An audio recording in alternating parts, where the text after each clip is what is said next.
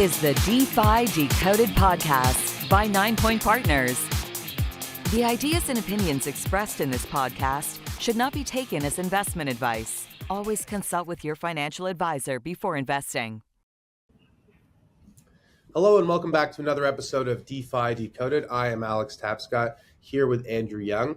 Andrew, we've talked a lot in the past about how tokenization is really one of the first killer apps for blockchain and Web3, and how this has really been proven out with the phenomenal success of stablecoins. It turns out that everyone, pretty much around the world, wants a way to move and store US dollars, to be able to secure those assets and to be able to, spend them and potentially use them as a savings tool.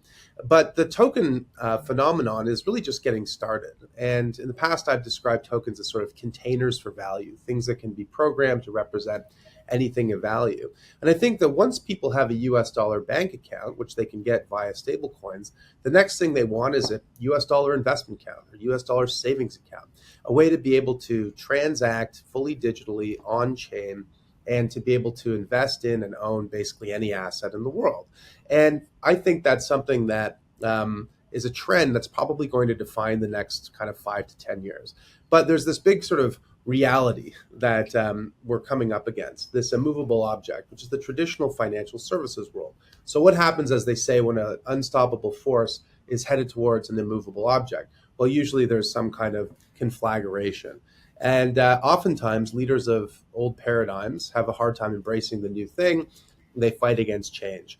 And I think that that's something that largely has defined the early days of blockchain, but I believe that it's starting to change. And one of the reasons it's starting to change is because of the emergence of several very well-run and innovative businesses that are helping to bridge the gap between the tokenized world and the traditional finance world, and are helping a lot of large financial players realize that tokens are just a new medium for value, not unlike, ETFs or even stocks themselves, but they're fully digital in a way could help expand and improve their businesses.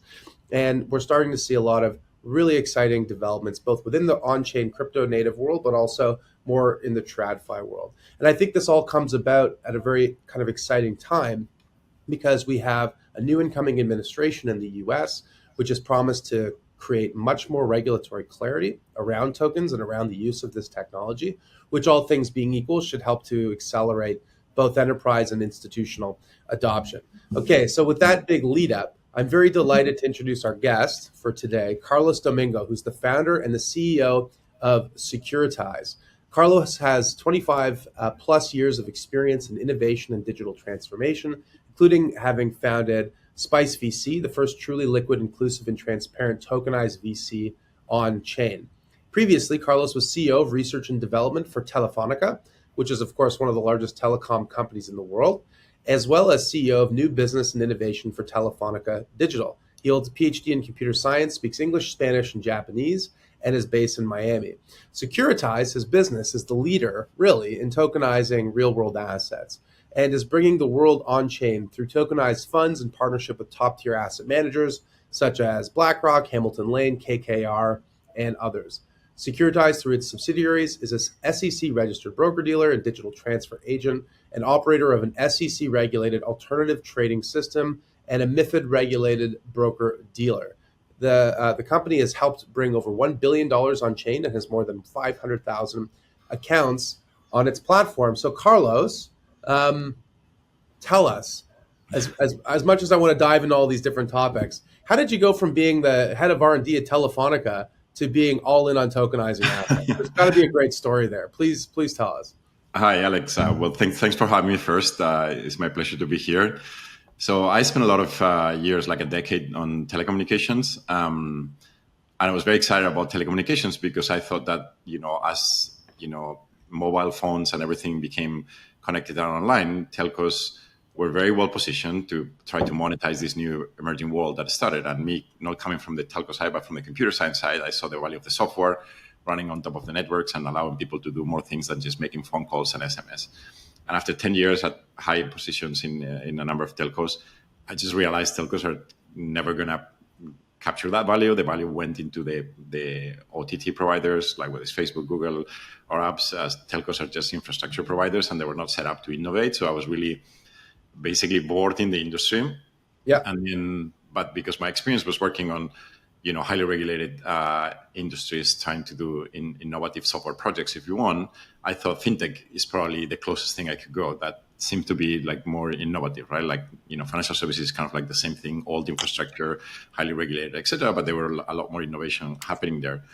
And then as I was exploring the world of fintech to pivot there, if you want, I stumbled across blockchain. A friend of mine did one of the first ICOs, if you want, the basic attention token for Brave. And he basically introduced me to the project. And I had no idea. I had heard of Bitcoin, but, have no idea about blockchain. Ethereum just launched at that time, like maybe a year before. So I started like basically, playing with the technology, participating in some of the ICOs, getting my wallets, buying some crypto, and, and I was fascinated, like how simple it was to invest in projects, right? You could just basically get your wallet, you get yourself some ETH somewhere, you will send it to through a website to a smart contract, and they will mint you the tokens that represent some. I know the crypto people don't like to say that, but they basically are a proxy for the equity in the project, right? Somehow, like it's something that indexes on the success of the project, and then those tokens on top of that were liquid, right? So I was just fascinated by that concept, and I thought like, wow, this would be good if people could do that on traditional finance, right? Because to invest in assets is usually, a burden. Like you have to create accounts, you have to pass KYC, you have to do a lot of things. Of course, some of those things you have to do them as well in crypto now, but not back in those days. But basically, it's very difficult to invest in certain type of, assets, whether it's early stage startups or whether it's VCs, etc. And then the problem with those investments is that they're illiquid. And therefore, because they're illiquid, it's not for everybody, right? Because not everybody has money that can park for like 5 or 7 years without being able to realize the gains. If you invest in public stocks, obviously those are liquid and you can just buy and sell. And, if you do well, you can sell at any time and use your money for something else. So I was fascinated about that idea. And me not coming from financial services, I thought like this is something that we can solve with technology. I never realized that it's a huge regulatory burden that you have to overcome. But that's how kind of I came up with the idea of, okay, let's take real world assets, which is a new term, but so back then was not being used, but it's essentially the same as people refer to today, like let's say like a VC fund, and let's make it very easy to invest and as liquid as possible. So it will be more attractive for people to invest if the underlying is liquid than if it's illiquid. So that was kind of like the aha moment, if you want. And then that's how we started Spice VC and later Securitize. And as they say, the rest is history. Yeah. So with Spice VC, so that was a tokenized VC fund. So who were the investors that ultimately participated in that? How big did it get? I'm just curious. So it is a good question. So we obviously, it was a friends and family project. So me and my co-founder, we reached out to people we knew that were interested in new tech and that they were curious about blockchain. Keep in mind, this was like 2016. So there was not that many people that actually had any idea. That's very early. Most people didn't even know what a blockchain was. They had never heard of, maybe they heard of Bitcoin, but not of ETH. I actually wrote a book in Spanish at that time explaining people what Bitcoin was and what crypto was because nobody actually knew. So for me, it was a way to promote my own project by writing a book with the largest publisher in Spanish language. And it was very difficult. It was very difficult to raise money because two reasons. One, people didn't know what they were investing in and they didn't know about wallets, tokens, and stuff like that. And second, crypto was still, and it is, largely unregulated. So there were a lot of other projects that had less friction than our project. Because our project, we were basically selling securities, right? So we were tokenizing the LP interest of a fund so that we require KYC. The tokens were permissioned, etc. So we actually didn't raise a lot of money. We raised, I think, around $15 million. The good news is that because we only deploy that capital into, startups in the crypto ecosystem in 2017, we actually have, done really, really, really well with those investments because we were very early in many projects. And then the other thing that in retrospective we didn't do correctly is we wanted to have like a traditional VC. So we only invested in equity. We never invested in tokens, which could have been probably an even bigger return if we had done that in 2017. But nevertheless, we've done very well. The fund is has already liquidated some of the positions and returned most of the capital, and we are now in the process of unwinding. It's been 7 years, so for a fund, it's already reaching the end of life, but at the same time has been trading in secondary markets for years, in open finance first, which then became INX, and then when we got our license in our own marketplace through our ATS, right, where people has been having liquidity throughout all these years. Wow, that's amazing. So that thing is still trading, it's still liquidating. So that is like, I mean, it's interesting. If you were to talk to anybody who is advocating for you to securitize your product, fund, offering, whatever, probably good if the group has kind of ate their own pudding and almost used themselves as a test case, right? So like you can point to this fund now and say, look, this is a 7-year track record of success where, we have liquidity in a VC fund. That's quite innovative. So kudos on that. Let's talk a little bit about the conversations that you're having with traditional financial players. So I think many people who are listening to this probably know that BlackRock has this fund Biddle and that you're behind that and that you've been working closely with that group for a very long time. What are those conversations like, and how have their attitudes evolved, over the time that you've been talking to them and helping to educate them on this technology? So we started talking to asset managers in 2018. Yeah. So 2017, this is when we launched, Spice VC, and then realized that the opportunity was not on being a fund manager, but on actually taking the technology we've developed for ourselves and offering to other people to tokenize other assets.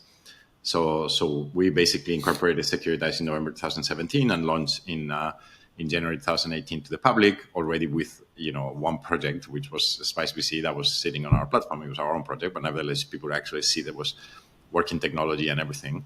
And then during 2018, we spent like a year talking to the different Wall Street people, thinking TradFi people should be interested in this technology because it will make their assets more efficient, it will make them more appealing to a different set of investors, etc. And it was basically impossible for a number of reasons. One is first because 2018 was the first, well, not the first, but the crypto winter after the first bull run of the market in 2017, and there was so much fraud with ICOs and scams, and crypto had a really bad reputation. So asset managers, they didn't have a team dedicated to digital assets, or whatever they heard of crypto, they thought this is a scam. And if you talk about tokens, I'm pretty sure this is not a legit project, even though what we were doing was supposed to be tokenizing securities, right? And then the second thing is the people that were actually interested on it, they were concerned about whether this was legal or not. In other words, if I give you a token that I tell you represents the LP interest of a fund, what is the legal recourse for you to actually prove that you actually own the fund, right? Like if you if you buy a money market fund from JP Morgan, so there's their platform that contains the units of the fund and you see them on the web, but you trust that if JP Morgan tells you have 10 units of this fund, that you actually own 10 units of this fund, and that's legal, right? So the question was well, if I see this ledger, let's say Ethereum, and I see a token there, a token balance on my wallet that say I own 10 tokens that represent the LP interest of a fund, how do I actually know that actually represents the fund? And second, who are you to be able to issue those tokens, right? Are you not regulated? We just had technology, we didn't have any licenses. So it became very clear that unless we became regulated ourselves and talk to the regulators and kind of get the licenses approved to be able to operate on a blockchain, that the asset managers were not going to use us. So end of 2018, we raised our CSA and then embarked on a very lengthy multi-year project of getting all the licenses and approvals to be able to use a blockchain as the underlying ledger to track the beneficial ownership of securities, which is essentially what we do. Like any company that deals with securities has a ledger somewhere that says Alex owns 10 units of this fund. And we happen to use a different ledger technology, which is a public blockchain that has massive efficiencies in terms of how those entries are being managed. But to convince regulators that was actually legal, etc., we had to go through a very lengthy regulatory process. And in the meantime, crypto people had no interest in tokenization because they were doing all sorts of shenanigans, whether it was ICOs, whether it was NFTs, governance tokens, whatever that was as unregulated as possible. So all these things came together around 2021, 22, when first there was a resurgence, if you want, of the narrative around real world assets in crypto. And at the same time, we actually had all the licenses together. We raised our Series B with Morgan Stanley as the lead investor. So that gave us kind of like the approval stamp from one of the largest banks in the US. And that's when the asset managers started getting, interested in the space and have more interest in doing something with us. So Carlos, I have to ask, over the course, you started this in 2018 and your first fund was Securitize in 2016. So over that period of time, you're going through like multiple crypto cycles, right? Bull markets, bear markets, and you're seeing like other people launching these projects that are growing to the hundreds of millions, billions of dollars. And they're doing about it in sort of an extra legal way, right? Whereas you're doing it the opposite way. Like you're like going through the process of this very lengthy process as you described. Did you ever doubt that you were doing the right thing, knowing that all your other peers in the industry were like making lots of money and building all these crazy products and interesting things, but doing it in kind of a different way? To be honest with you, yes. And not just me, but I also, some of my peers in the industry, we've never had our own token or we've never done anything in the gray zone of regulation or bluntly illegal like some other companies did. So at some point, it somehow felt, what are we doing here? Like we're trying to be the good guys and nobody cares of being the good guy in this industry. You can just be a complete, illegal company operating in an illegal framework that is assumed clear is illegal. But as far as you're helping other people make money and you make your own money, then nobody seems to care. And that was obviously very frustrating. So it took a lot of conviction and persistence.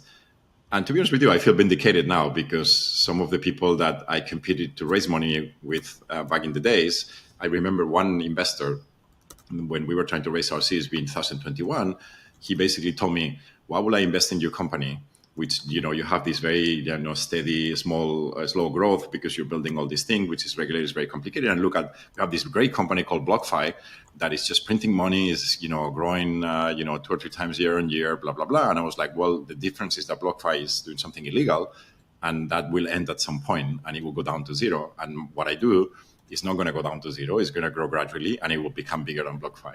And so today, BlockFi doesn't exist. As you know, they went bankrupt. They had the largest fine back in the days by the SEC by $100 million. They've lost, all the investors lost all their money. In the last round, we actually raised at a higher valuation than BlockFi raised. So I feel vindicated for what I've done, but it required a lot of conviction back in the days of not going and do something illegal like BlockFi was doing or Celsius or many other companies that they were printing money. I think that's anything illegal. Sorry, all I meant was like, a DeFi project that what's a good example? I'm trying to think of like an Aave or like a. I don't know if Aave is illegal, so I would like to. I'm not saying it is. I'm just saying it's sort of like it's in the sort of gray area where it's correct. So I do think that projects like Aave and Uniswap, they've taken their own. And by the way, I know both founders, and I have high respect. I think we're huge admirers, and we talk about them all. Yeah, they're very innovative products. They've actually built something extremely valuable that I'm working very hard to be able to integrate with RWAs. I think they've taken a position that, what they do is not necessarily financial infrastructure and therefore it doesn't have to be regulated. And then in the absence of somebody telling them the opposite, then they just deploy this infrastructure and did it. And they never did anything that was blatantly illegal. What BlockFi was doing was illegal, right? Very clear. I talked to their CEO back in the days and I told him like, look, what you're doing is illegal. You're taking deposits from people and then you're basically commingling all other funds. You're deploying, doing loans, and then you're sharing the yield, the revenue, the loans back with the investors. This is securities. And they were like, oh, banks do that. Yeah, sure, banks do that because they have a banking license. You don't have any licenses. So how is that illegal? And that was a completely centralized project, has nothing to do with crypto. It was a lender, etc. They didn't invent anything. They were not innovative in any way except scamming people. They were. I wouldn't put Aave and Uniswap in that category. No, They were essentially unregistered. It's like Celsius, like the guy finally pled guilty. It's like, of course you're guilty. It's like, So you mentioned Uniswap and Aave, and that's actually a really good jumping off point because I think one of the things that's been really interesting over the last kind of 12 months is this idea of almost like a bifurcation in DeFi protocols where Uniswap, as well as I believe Aave, actually I think Aave was the first one to sort of pitch this idea that they were going to create, like essentially there was going to be a fully permissionless essentially the current Aave interface and liquidity pool, but then they were going to create effectively like a KYC'd institutional pool as well. What do you think about like the merging? Like I think one of the things that's gotten RWAs to make this like huge comeback, at least in terms of narrative, is just like the excitement of sort of bringing some of the DeFi liquidity into the like RWA space, whereas and sort of like the big unlock beyond just efficiencies of using a public blockchain is that you get, like, if you're an asset issuer, you now get access to this like effectively a new pool of liquidity, I guess. How do you think about that? Like that sort of combining of traditional DeFi and the RWA space a bit? So first on the Aave topic, we were one of a few companies that got approved through a governance vote to be a whitelister for Aave Arc. Aave Arc was the name of that. It didn't work, but I think that you're going to give them credit for trying. And I think this will come back. Talked to Stanley recently, and I think that we're now into something. So you're absolutely right. Like there's going to be a permissionless world, which is fine. But obviously the permissionless world has issues in terms of, AML and counterparty risk. So large traditional, like, someone like BlackRock is not going to interact with a permissionless pool because they don't know whether their counterparty in a loan or something like that is somebody from North Korea. Crypto people might feel comfortable with that, but TradFi institutions that manage trillions of dollars in assets are not going to feel comfortable with jeopardizing their core business by, crypto today, which is not, it's getting bigger, but it's not like a huge amount of money, right? So I think that Aave had the right intuition that they need to have these permission pools. The way it was implemented with multiple permission whitelisters that had different standards, etc., and they could not share the KYC was not necessarily the thing. And the other thing that I think that many of the crypto people don't understand is that just adding KYC doesn't solve the problem because there's more rules that, about how securities operate, how they transfer, who is authorized to hold them, whether there's, affiliates that you need to block from trading or flowback restrictions from country to another country, depending on the type of offering. Like there's so many rules that KYC is just the first thing you need to do. And also KYC is not a unified standard. It doesn't mean anything to do KYC. Like depending where the fund is located, the KYC requirements in BVI are different than Cayman or different than Delaware, etc. So it's a lot more complex, unfortunately, than just creating permission pools. So, but going back to like the question, I do believe that part of the reasons why tokenization hasn't taken off over these years is because the token was largely useless. Yes, you have a better ledger. Yes, you have transparency because you see things on chain and you have auditability, etc. But you couldn't do anything different. It's just a better ledger, right? So my belief is that innovations that only provide efficiency and not like new revenue opportunities are never take off and are not that interesting, right? And tokenization was largely an efficiency play of, I have a better ledger than, what a traditional asset manager or transfer agent will use. I think now that we have started seeing how these protocols can actually, these tokens can actually do something on chain that is substantially different than how the asset sitting on a traditional ledger works. This is where we find the utility, and I would believe this is what will trigger the growth of RWAs, which has been So what? Yes, that's a great sort of segue. Like, what is some of the big utilities? Like, it sounds like it started with an efficiency sort of advantage, and that's still there. But what are like the exciting utility that you can use like tokenized RWAs for? Well, it seemed like before you do that, just like it seemed like the insight was efficiency in and of itself wasn't actually enough to like help drive huge growth in the market because things worked kind of well as they were, right? But now, Carlos, what you're saying is it's emerging this new capability and functionality that does things that were previously impossible, and that leads to more revenue growth and opportunities. So I think that's worth. Look, I mean, the problem with the efficiency of tokenization is that the investor doesn't care because it's an efficiency for the asset manager. So unless you can really translate that onto like a much lower fees or stuff like that, then who cares, right? Like today you go to Robinhood and you purchase security, like let's say Apple shares, and you think that you own the shares immediately after you click on purchase, right? Because they show up on your account. That actually hasn't settled, and it takes 2 days to settle, but nobody cares because it's all behind the scenes and all the complexity. Robinhood will deal with DTCC and whatever to isolate the investor from that complexity. So unless the token actually allows you to do something that is very difficult to do in real life, that really brings extra value for the tokenized asset, nobody is going to do it. So what are those things? Okay, the basic ones that we have, for instance, today in the middle product with BlackRock are, one is peer-to-peer transfers. Why is that important? Well, in a private fund, which is the case of what we're doing with BlackRock, if you have a private fund managed by a traditional, let's say, transfer agent, let's say Computer Shares or BNY Mellon or State Street or somebody like that, and you want to transfer that, it's not going to be an immediate transfer. Like it's going to take you a day or 2 days or longer. So that makes that the asset is very hard to move around efficiently to be able to use it as, let's say, for instance, collateral for trading, right? If you want to post a money market fund or a treasury fund, tokenized treasury fund as collateral, it's very efficient. You just move it to another wallet, and then if they need to liquidate it, they liquidate it, etc. And it's very fast, right? It moves on chain, fast rails. In TradFi, when people move treasuries or stuff like that, it's a very inefficient process. So that's one of the things. Fast transfers on chain for certain assets are important. It also enables more liquid assets because they can move faster. The second one is the stable coins, right? So you started, Alex, your intro about the growth of stable coins. Yeah. That didn't exist when I started the company, by the way. There were no stable coins. Tether was, I think, founded in 2014, 15, but it was tiny. And I think that the most successful tokenized asset today is stable coins, which goes alongside tokenized securities, which is what we do, right? But without stable coins, you're also handicapped because, you can move the securities quickly, but unless you move the other leg of the trade, which is the dollar, then you can't settle trades quickly. And that didn't exist before. So now we have stable coins at a scale. So I can take, another advantage of BUIDL. You take the tokenized asset and you want to liquidate it on chain, you just send it and swap it by stable coins and get stable coins 24/7 through smart contracts. That was not possible in the past, not just because of technology limitations, because the counterparty asset, which is the tokenized dollar, didn't exist, right?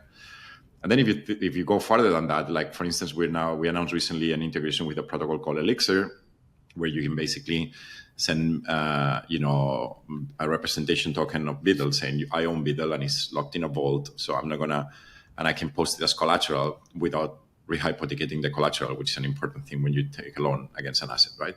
And then they can mint their stablecoin, and then their stablecoin will go on, deposit it to do the ETH basis trades that is so popular these days to earn an additional yield. So that's another example of integration where you can take, instead of putting dollars, you take treasuries, you're earning like close to 5%, and then you mint another token to do the basis trades and another, like, I think it's around 14% now. So overall it's like 20%, as opposed to do that with the stable coins as the crypto people were doing it before. So all those kind of integrations, and there's more coming. Like next year for me is going to be the year of DeFi and RWA.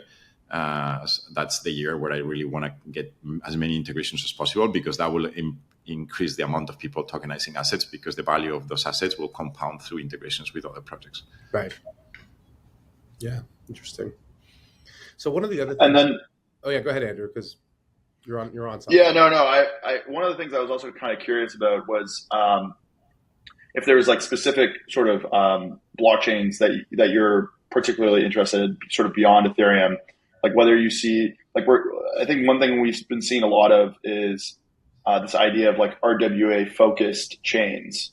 I'm just kind of, I've seen a couple. I saw one that's like a Bitcoin L2 focused on RWAs.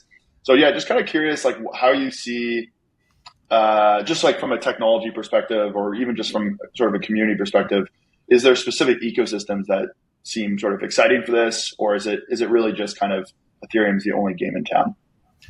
So we started on Ethereum like everybody else, basically because when we started the company, there was nothing else. So keep in mind, our first smart contracts were written in like 2016, that there was no other viable chain back then, except for Bitcoin, but Bitcoin doesn't have smart contracts, right? So I don't know about this L2 RWA on Bitcoin, but I'm skeptical of all those projects because Bitcoin by itself is just not a good ledger to build anything on top of it. But that's just my personal opinion. And then, because of the limitations with Ethereum, there's kind of been like two things happening in the market. One is the Ethereum strategy itself is being to create this roll-up centric roadmap where there's other, subchains of Ethereum that end up, rolling up onto Ethereum, but they can actually do faster, transactions, cheaper, etc. So we work with Optimism, with Arbitrum, etc. on that front. And then there's been the other approach of, let's create another L1 that competes with Ethereum. So we work together with Avalanche, with Polygon, with Aptos, with XDC, etc. that are just like parallel chains.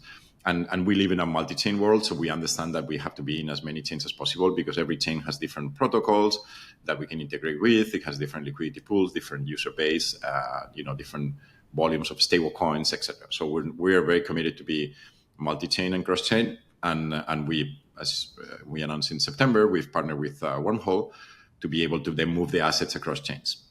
Which, by the way, we're the only RWA company that Wormhole powers to be able to do cross-chain of an RWA, which has legal implications, right? Because you're basically moving a security from a ledger to another ledger. So there's a lot of legal stuff that happens behind the scenes that nobody knows, how this gets reflected on the ledgers of the transfer agent and back to the asset manager, etc.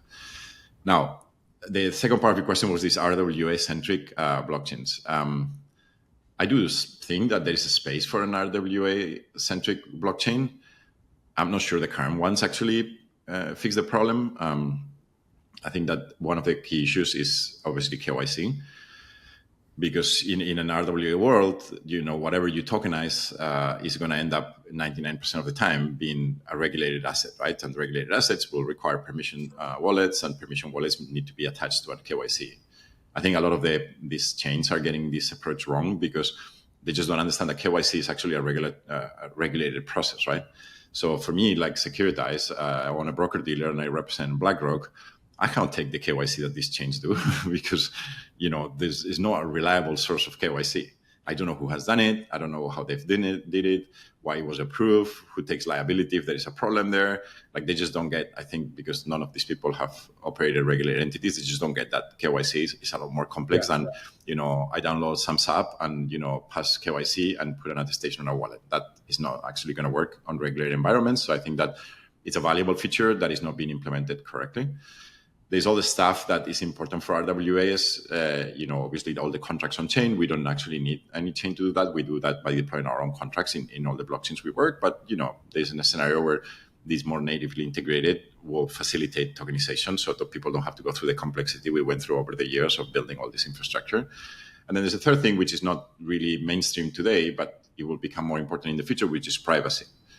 As you get into more complex use cases for regulated assets, a lot of the trading firms and investors, they just don't necessarily want to see their assets, how their assets move in a completely transparent way. And, if you're a large trading firm and you're going to buy, bill and post it as collateral today, is mainly your crypto native, so you don't care. But if the day that somebody, from a TradFi world comes, they probably don't want to see that they've posted collateral somewhere for this amount of money, right? Because then people are going to start guessing, like, what are they trading, what are they doing, etc. So I think and there's some chains that have implemented privacy features, or some of the rollups like ZK Sync has their own version of how to implement privacy there, etc. That I think could be another good component for an RWA chain. But from the ones today that are there, we're talking to them, figuring out how we can integrate. But there's sometimes more friction than advantages because of some of the features they've built are not necessarily usable for a regulated entity like us. So fascinating, Carlos. The topic about privacy is one that I've been on for a very long time. And that was a good example. Another example is, if you're, let's say you're an activist investor and you're trying to accumulate a position in a company, for example, you don't want the world to know that you're doing that. Correct. And there are disclosure rules if you hit certain percentages of the company, but those are mandated by law. They're not available for all to see all the time. So for TradFi to actually embrace this technology in a sizable way, privacy has to be foundational to how the whole market operates. And so I think that is such a great insight. And, it's almost like, would Securitize launch its own L2 focused on RWAs? I'm being asked that question every if other no day. one else, if no one else is building it, to your point, or they're not quite there yet. You guys know exactly what the requirements are for the market that you serve, right? It's almost like a natural fit. I don't know. Just a thought. That's a look. I mean, obviously, these days, if you asked me this question 3 or 4 years ago, the answer will have been a surround no, basically, because it was very complicated to launch your own blockchain. Yes. The technological, the gap you needed to cover, it's huge. These days, this has been, widely reduced. You can use some of the tools out there and just basically spin out your own L2 on top of, Optimism or Arbitrum or ZK Sync in like literally minutes. And by the way, we've actually done it. Like our engineers, like to play around with this technology. So we know this is not very difficult. Of course, after that, you basically have to add these features. But as Alex said, I think we do understand at least how they need to be implemented, and they're largely implemented off-chain today in our platform anyway. The question is, and what is that we bring to investors that our assets on chain are better than in other chains? And the other problem is we partner with all the blockchains. We want to be multi-chain. So, whatever we do in this space, we'll have to be mindful of our partnerships with other blockchains that also add a lot of value, and they've been great supporters and partners over the years, right? But certainly this is an interesting, topic of discussion that we obviously are thinking about it. No, really? Okay. Especially now with the you also started in your intro saying about the new administration in the US coming. Being as a regulated entity with the previous administration, anything more like crypto-centric was always a risk for our licenses and a risk of our relationship with the regulators and the SEC. I think this, as crypto gets more regulated entities like us will feel more comfortable doing more crypto-native stuff that maybe was a higher risk to do in the past, right? So, yeah, we're very excited about the opportunities there. And the problem is which ones are the ones that are really add value versus the ones that do not, right? So looking forward, I guess, what's your 10-year vision of how the RWA space sort of unfolds? I feel like the last 10 years has really been, just development, getting everything ready. We had our first kind of, breakthrough RWA with stablecoins. And then obviously we're now starting to, like, you guys are expanding. We're seeing tokenized treasuries. We're starting to see a lot more products. It really feels like RWAs are ready to massively scale up in size over the next kind of like 5 to 10 years. How big do you think this market could get? I guess you don't have to give us exact projections, but how do you see this space unfolding over the next 5 to 10 years? Give us kind of the big picture RWA vision. 10 years is a lot far out, but 3 to 5 is probably more manageable in my brain at least. So first, RWAs are, like we already talked about RWAs, they're still tiny. We just crossed 1 billion, and we're probably the largest one. So, but everybody else aggregated is probably, if you eliminate people claiming stuff that is really not on public blockchains, that is really not of any utility, but that inflates the numbers. But if you look at the real projects out there that actually have tokenized something of value that actually has some utility, my personal reading is that maybe there is another 2 or 3 billion more besides the 1 billion we have, maybe 4 billion, let's say 5 billion altogether, and we're 20% of the market, and then the rest is another 50 competitors that are out there, or 50 companies. Some of them don't compete directly with us, but they do their own stuff. So that 5 billion is nothing. It's very, very, very small. It's not relevant in the bigger scheme of capital markets, right? So if you look at crypto, crypto today, we actually had a deck about this, like how big the market can get in 5 years, where we had crypto at $3 trillion by the end of the year. Today, we did it like a few months ago. Now we are already at 3.5 trillion and probably heading to 4 trillion, right? So the number one metric is how big crypto gets, right? Assuming RWAs are going to be a portion of crypto, and we'll talk about RWAs for TradFi later, but first let's focus on the use case today, which is bring RWAs for crypto. So if crypto is, let's say, 3 trillion, 4 trillion, in 5 years, how big it can get, right? So, it probably will get 2 to 3 times bigger, right? At least. So let's say crypto goes to, 10 trillion. 10 trillion, yeah. Then we think that 10 trillion, a portion of it is going to be tokenized dollars. And tokenized dollars are always going to be bigger, in my view, than RWAs. Why? Because tokenized dollars are permissionless tokens that are easier to move and easier for consumers to use it for payments. Like, they have a bigger use case, right? If you want anything that is permission, always has a degree of friction that will prevent a lot of people from using it. So let's say the stable coins are now 200 billion, I think they cross, and they probably will grow faster than the overall crypto market. So let's say stable coins get to 1 trillion, 10%. Okay? Could be, right? Today is, 3 trillion, 100 billion, right? So assuming one, that makes sense. And the other one, the percentage of crypto that is stable coins has to be bigger. So we're getting to $1 trillion of stable coins. And then today, out of 200 billion of stable coins, we have only 5 billion of tokenized assets. So that has to go up and catch up with the stable coins, because it also is a variety of assets there, right? So there isn't a scenario where in 5 years, RWAs are as the same size as stable coins and they get to 1 trillion. Yeah. So that's kind of like the North Star. I think when we get to 10 billion, the next milestone is 100 billion, and 100 billion is 1 trillion, right? There's some, this week that everybody's publishing their predictions for 2025. There were 2 independent ones, one by Vanek and one by Bitwise, that they're both predicting that tokenized assets on public blockchains, that's very clear because there's some claims out there of billions of dollars tokenized on things that are not, accessible to anybody. They will hit to 50 billion.